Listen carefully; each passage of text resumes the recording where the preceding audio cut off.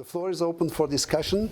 We have a question from Janine Bittner from Bochum about the disciplinary education or transdisciplinary education. I would put this question a little bit back for tomorrow's session because I would like now that questions can go directly into the presentations we just followed. The floor is yours, maybe from the Zoom chat or also from direct from the public.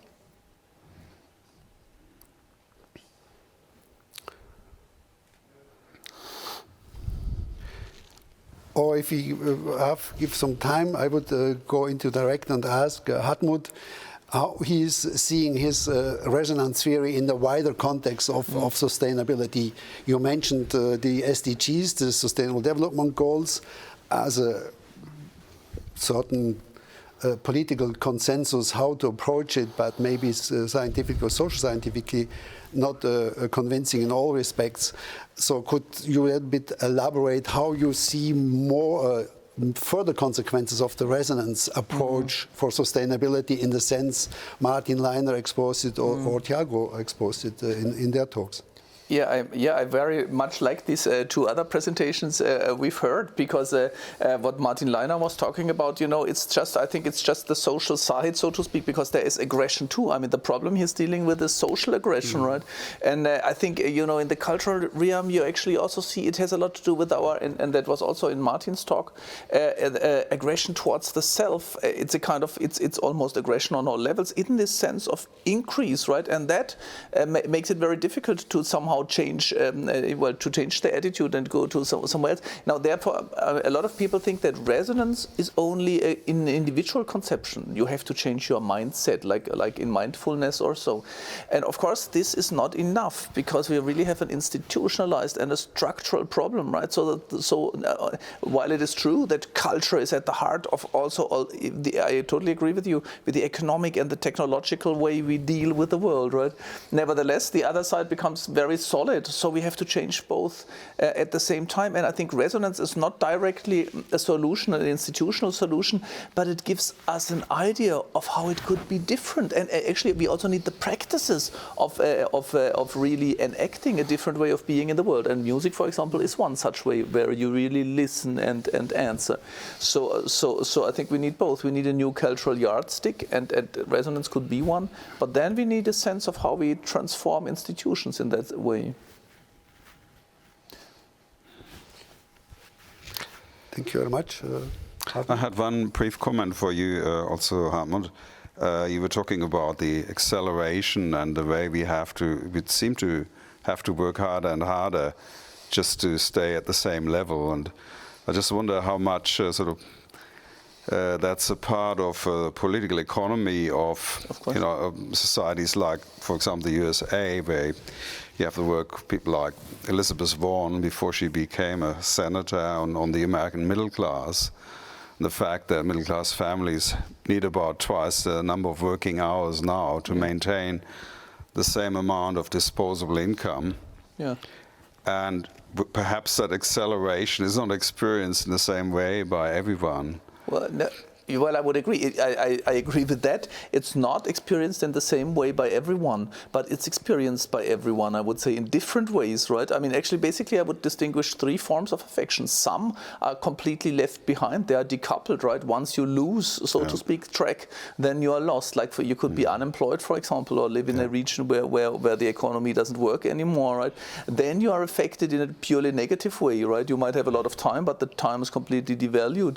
And then when you are, you don't have to be in the middle classes. I mean, in the working classes, right? People suffer quite heavily because they have pressing schedules. When you're a truck driver, for example, or you're working on the shop floor or wherever it is. But there, normally, it's the boss or the institutional logic that puts the pressure on you, right? And when you move up the social ladder, then very much it's habitualized, it's internalized also, right? So I would agree with you. The logic of permanent increase of acceleration is not the same in all segments of society or the world, but you feel it everywhere, right? This need to sustain what you have through increase, through acceleration. I would like to ask a question to Martin Leiner. I mean, you are talking specifically about reconciliation, But now the political agenda of many political leaders are just the opposite. They try to emphasize the division between nations, especially by emphasizing nationalist discourses for all kinds of global problems. How would you see then your reconciliation approach on the political arena? Because I think for sustainability this is also a very, very important point.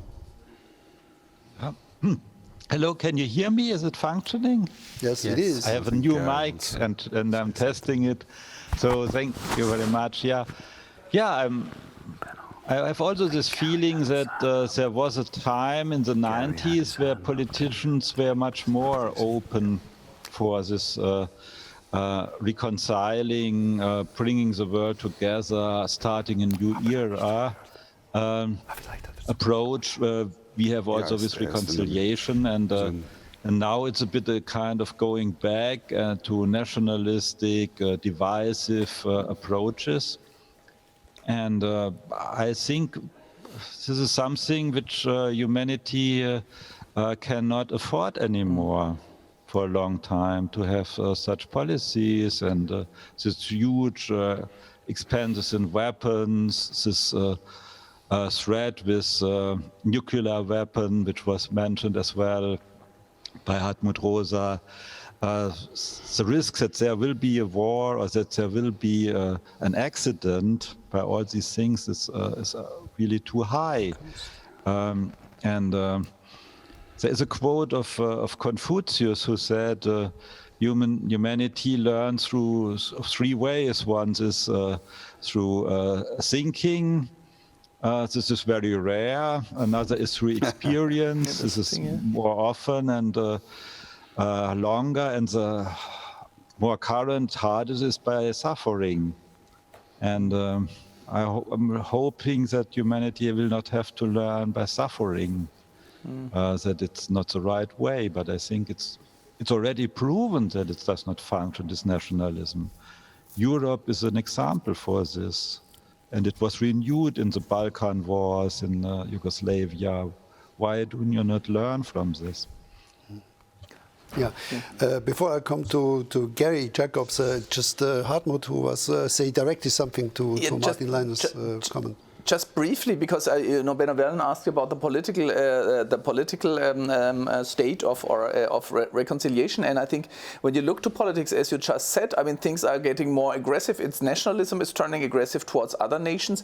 But there is an interesting study by Michael Bruter at the London School of Economics. He's surveying 27 countries, democratic countries in the Western world. He started with the United States and with England, and what he found is really interesting, namely that people who have different political opinions, who are in different political camps, turn more and more hostile towards each other. They actually hate each other, right? When you think of people supporting Trump in the US versus the Liberals, or Brexiteers in England versus Remainers, but you see it everywhere, right? It's really, instead of a democratic stance of listening to the others and trying to answer them and then transform the political world into some form of collective action, it's not wanting to listen to the other, lock them up or shut them up, right, is the main goal, and therefore you see an increase in aggression on that level too. Thank you. Now, Gary, it's your turn. Can you put your microphone Thank you. on? Yeah. Can you hear me? Yes. Okay. Thank you for a very interesting discussion. It's quite provocative. I'd just like to highlight a few of the things were said and try to link them with a discussion we had in the morning but didn't develop. I think it was Hasmut who talked about that we're trying to control nature as something separate from us, that mind separates us from nature. Martin said, we're divided from, we cannot survive. Tiago talked about resonance and reconciliation. I made a brief comment this morning and never had a chance to come back to it, and that is, in the work of the World Academy of Art and Science and looking at our global challenges, we came to the conclusion years ago that not only are our institutions unsuitable and our strategies and our policies unsuitable and our education inadequate, but the very way we're thinking is fundamentally inadequate. And this was touched on in various ways. I think when we talk about resonance and reconciliation, it was touched on by Mantella this morning. And I would briefly try to touch on it in the sense, if you take the things that are most important to us as human beings, I mean, most central to our existence, happiness or love, even society, or the person, personality. These are all concepts that defy analysis through division and contrast. The way we've learned science in the last 500 years as an analysis of reality by dividing things and separating them and comparing them and contrasting them and categorizing them, which is a very powerful tool, and it's built up tremendous knowledge in the physical world. But we find it doesn't give us the whole reality. We understand the parts, but we never understand the whole. And our systems theory, systems thinking is an attempt to kind of compensate by that for reconnecting things. But reconnecting separate things doesn't really express the reality either. We are integrally related. Even our personalities are, and our relationship to nature is. I mentioned briefly this morning, Mantella, before we talked, was talking about this idiotic idea that survival of the fittest fully explains reality, where our whole civilization over 10,000 years is based on cooperation. There is, of course, competition between that and their power struggles and everything. But in looking at the competition, we miss the fact that all our prosperity and all our culture is the result of our relationships, our resonance, our reconciliation. So just to conclude, it's a big subject. We've come to the conclusion in the Academy, we've had 2 3-day workshops on this as the beginning of a project. Carlos was very active in it, on what would be a higher or more integrative way of thinking that doesn't just connect the dots, but really looks at it as an integrated whole. And it comes back to a theme I mentioned this morning. It would mean that the subjective and the objective aspects of reality are not 2 different things. One is the projection of the other. The inner is projected in the outer. The culture is being projected in the civilization and the organization and even in the technology and the way we use it. And I think it means that fundamentally in the evolution of our future science, we have to think about changing the way we think. I'm an American from California living in South India, and I have seen, no matter how good the Indians are at mathematics and computer science and everything, that fundamentally their culture comes with a more synthetic base. When I first came here, the idea of society was a bunch of people, individuals. That's the American view. We're a group, and we come together. In India, society is an integral whole. It's inseparable, and the individual is inseparable. And Benno, just to end, you touched on a very important point this morning about the relationship between the individual and the society. And of course, the individual an individual by himself or herself does not accomplish in society. But we could also say the society does not accomplish without the individuality, without the innovation, creativity, the thinking differently of the pioneer, the adventurer, the inventor, and everything. And our problem is, again, we've got a dichotomies. We keep dividing reality and looking, is it this or is it that? Is it freedom or is it equality? Is it democracy or is it an equal sharing? And the question is, how do we reconcile these and see that the contradictions are not really contradictions? They're complementary aspects of a greater truth. And what we really need to do is find out how to reconcile those different aspects of truth. And again, to a final statement, what was mentioned this morning by somebody is our problem is we're looking for truths that disprove other proofs or replace other truths, rather than the truths that complement one another and help us come to the whole. Yeah, thank you very much, Gary. I mean, the point, the survival of the fittest, has also denied by people like Élisée Reclus, one of the classics in French geography, or Kropotkin. They put the attention to that surviving is much more linked to working together than to looking for divide.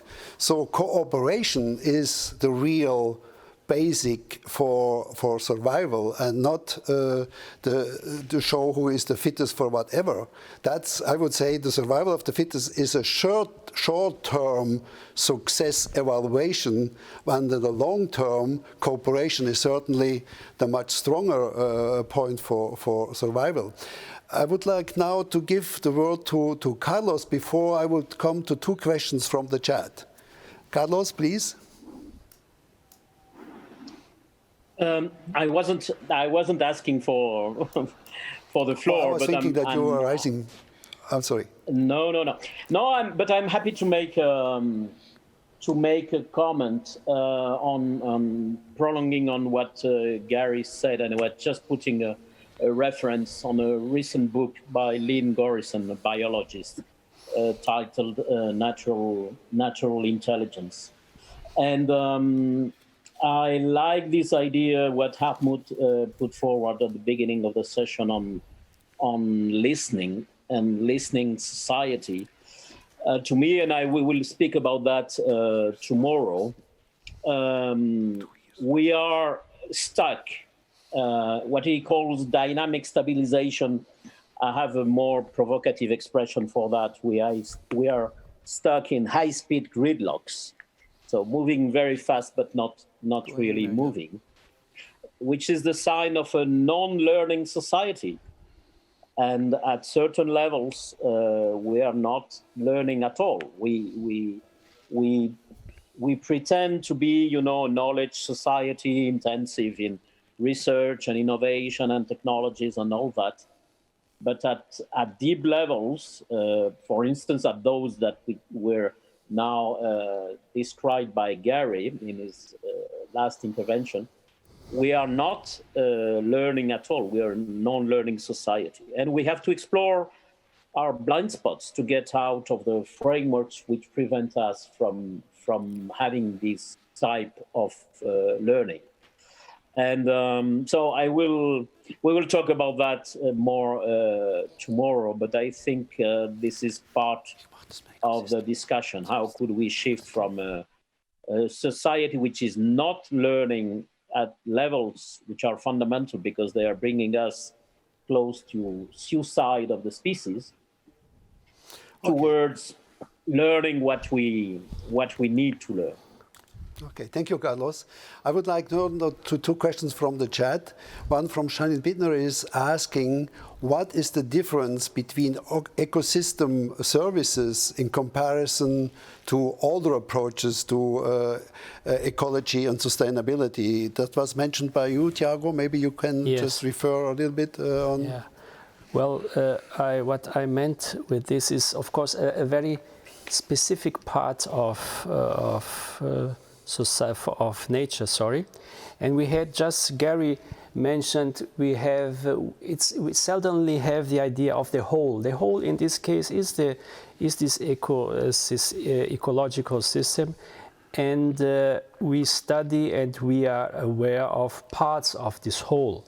And this is a wonderful example because what I showed to you, I'm not going to make a musicological talk here, but this this is provided by this ecosystem, and the possibility of building up these overtones here is similar in the whole world. But the way I do it, and the closer people, they even interrupt the string here, so they have from the basic string they have 3 overtones interrupting here. Just 1 pitch higher, they have another 3.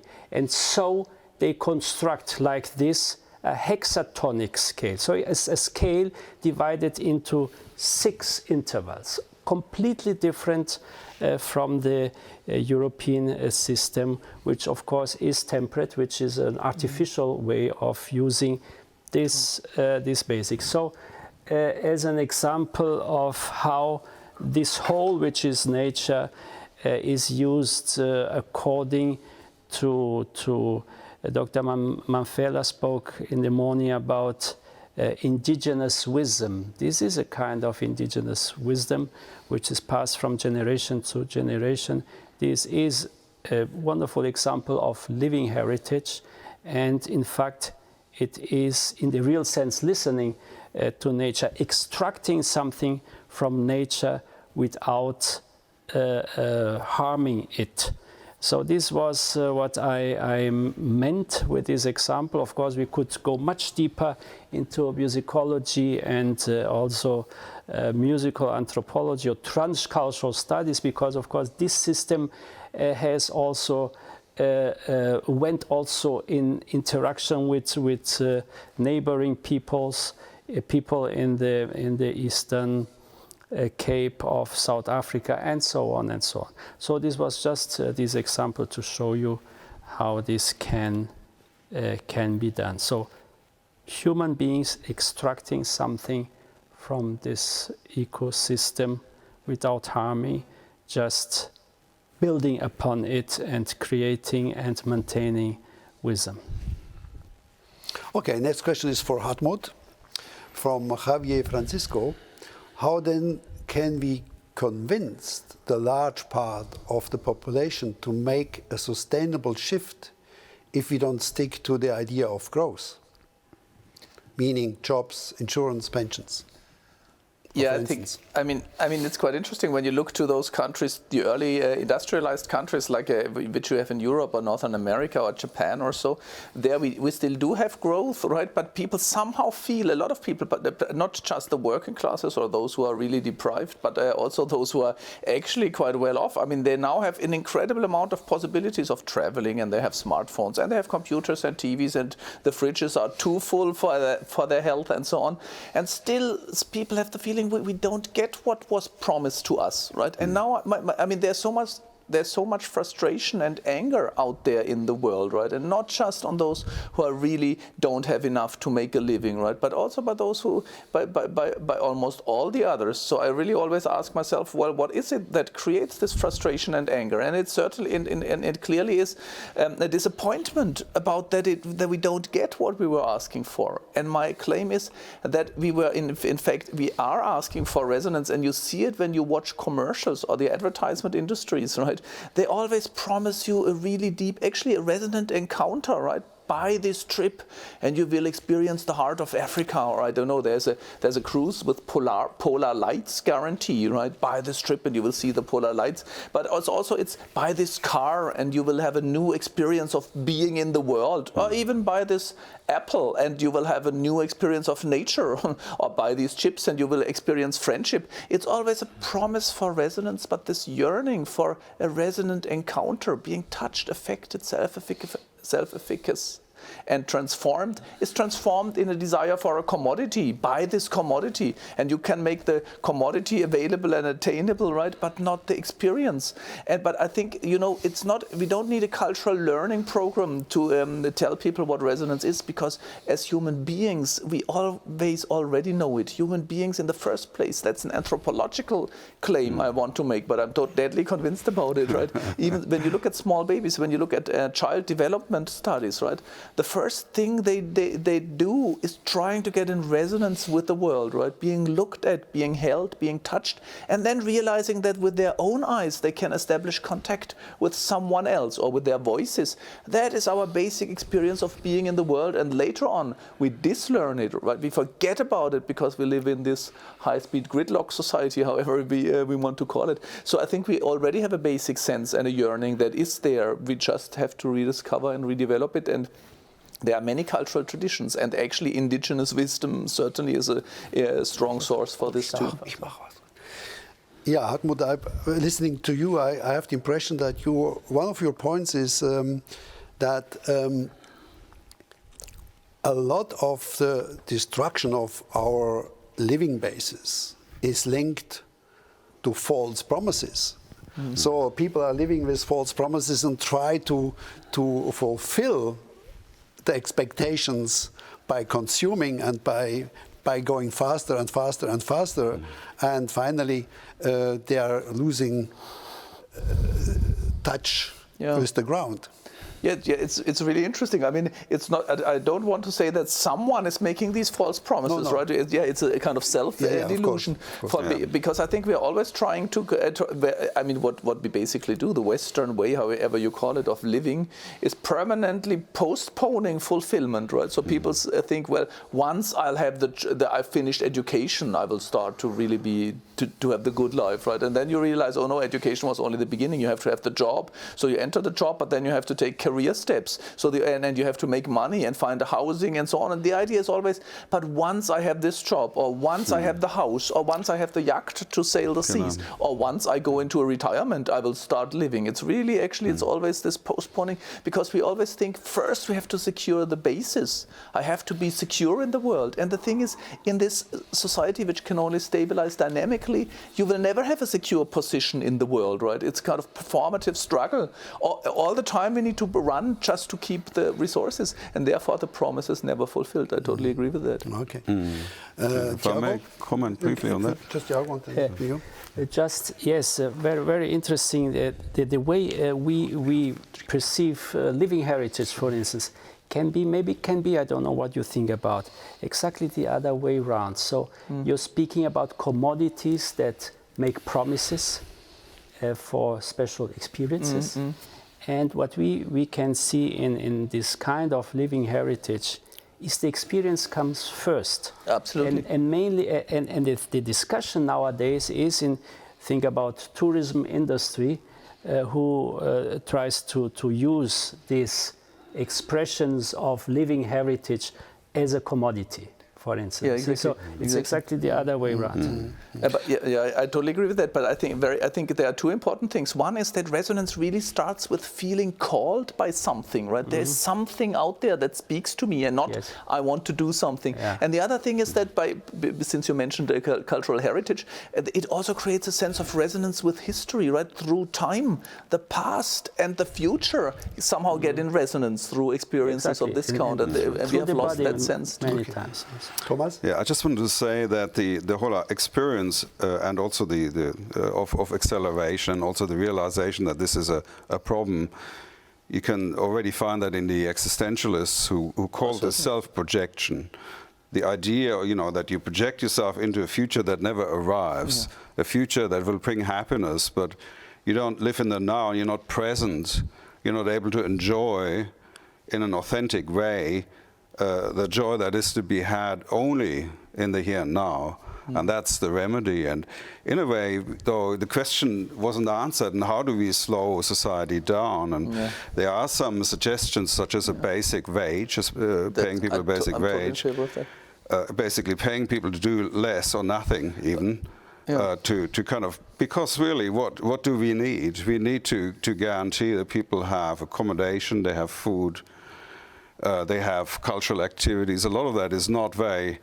It's quite modest, really, what we need, and a lot of the things we enjoy are actually cost-free. You don't need to do anything to nature to make it enjoyable. You can have cultural activities that are not resource heavy. We just have to think differently about where we find our happiness. Just a short comment, and then we have short comment, I know. But I totally agree with that. A minimum basic income would maybe change the game, right? Because what we need is to have a kind of secure relationship with the world, right? We don't need more and more and more, but we need some form of security, but we don't have in that system, so that would be a good idea. And the other thing, politically and economically, we can do is reduce competition instead of permanently increase it, right? I mean, the idea is we have to have more competition on all levels between schools and between teachers and between professors and everywhere, right? And this, of course, is one of the things which takes away security and the possibility to have a resonant life right now. Okay. Thank you very much for this interesting discussion.